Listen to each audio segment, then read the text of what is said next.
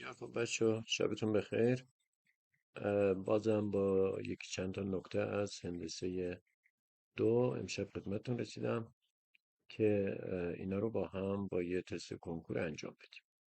دقت کنید نکات دایره های مخاطی داخلی و خارجی مثلث. ببینید به این دایره که الان داخل مثلث آویسی میگیم محاطی داخلی، به این وقتی دو تا ضلع آبی و آسی رو ادامه بدیم، به این دایره که در واقع در بیرون مماس میشه بر یه ضلع دایره بر سه ضلع مثلث، بهش میگیم محاطی خارجی. شعاع این دایره رو که روبرو به زاویه آ مثلث آر رو آ مینامیم. بعد این داخلی رو هم با آر نشون میدیم. دقت کنید چه ارتباطی اینجا وجود داره. خود مساحت دایره محاطی داخلی مثلث میشه پی آر و اینو بلدید همتون. و این آر آه یعنی محاطی خارجی با مساحت مثلث، محیط مثلث و طول ضلعی که از مثلث یعنی بی سی که برای مماسه با اونا ارتباط داره. یعنی آر آ میشه اس بر پی منهای آ. اس چیه؟ مساحت مثلث. پی چیه؟ نصف محیط. آ هم که ضلع رو با آه. اوکی. و به همین صورت شما اگه بی سی و در واقع آسی هم از آ و بی سی از بی ادامه بدید، بازم اینجا یه دایره دیگه ایجاد میشه. اگر BC رو از C و CR هم از آ ادامه بدید، یه دوباره دایره اینجا مماس میشه که اینا برای این دوتاست، RC و RB. اما دقت کنید این شعاع دایره محیطی داخلی مثلث ارتباط داره با شعاعهای در واقع دایره های محیطی خارجی مثلث که 1/r برابر میشه با ای. یعنی میگیم 1/r میشه جمع در واقع میانگین توافقیشون و 1/r با خود این ارتفاع این اچ او اچ بی اچ سی. دقت کنید ارتفاع های در واقع مثلث دایره محیطی در واقع بیرونی هست. خب پس من برای دایره محیطی داخلی و خارجی این فرموله رو باید من حفظ باشم و بتونم به کار ببرمشون دیگه. مثلا اوکی، حالا اجازه بدید بریم سراغ مثال کنکوریتون. ببینید اینجا رو،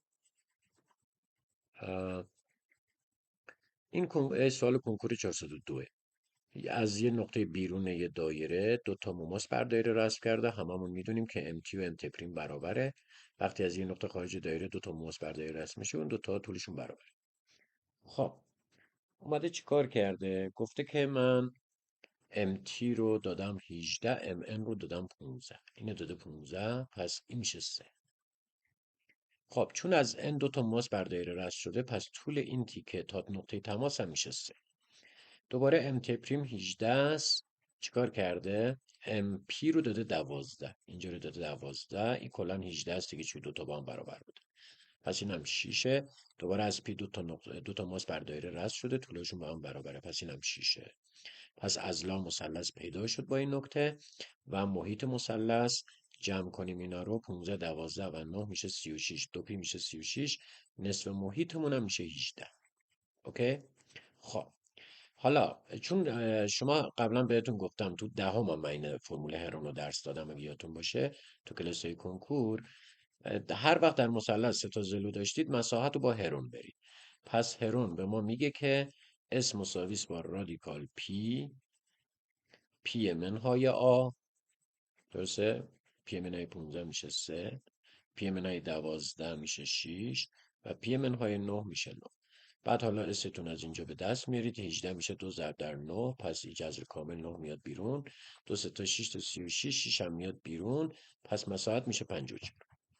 حالا فرموله که بالا بهتون یاد دادم، آر آ یعنی شعاع دایره رو که از ما خواسته، شعاع دایره محیطی خارجی دیگه در واقع، اینو از ما خواسته. اصلا نگفته ها که خودمون تشخیص میدیم. آر آ مساوی با S بر پی منهای آ. بسیار خوب. استون که 54 بود، پیتون که 18 است، آتون هم که 9. ببینید این آمونه دیگه روبرو به این و اینجا ام، مثلا این زلمونه، چون دایره محاطیه روبرو به این زل دیگه، محاطی خارجی روبرو به این زله. پس آ در واقع این زله، طول این زل است که میشه 18 منهای 9. این 18 بود، اینم که 9 میشه، 18 منهای 9 هم میشه 9 و جواب میشه 6. خیلی راحت. اوکی. یعنی اگه من این چند تا مفهوم رو به این راحتی بلد باشم، این کنکور پارسال که مثلا میگید پارسال کنکور ریاضی سخت بوده، که اصلا سختم نبوده، خیلی سوال اینجوری راحتی داشت. اوکی. پس من باید مفاهیم محاطی درونی و خارجی مثلث رو بلد باشم. یه سری نکات خیلی مهم دیگه هم در رابطه با این مثلث ها هست، تو ویدیوی بعدی بهتون یاد میدم. من سالهای قبل تو کلاس همیشه میگفتم بچه ها از این فرمول ها ما سال کنکور داریم، همینا. ببینید الان دقیقا 402 داده. بسیار خوب. پس این ویدیو هم حل کردیم، مثالش هم با هم انجام دادیم. بسیار بسیار در واقع کنکور چی بودی؟ کنکور 402 داخل کشورم بود. خیلی هم ساده بود. اوکی. بسیار خوب. تا ویدیو بعدی، خدا نگهدار.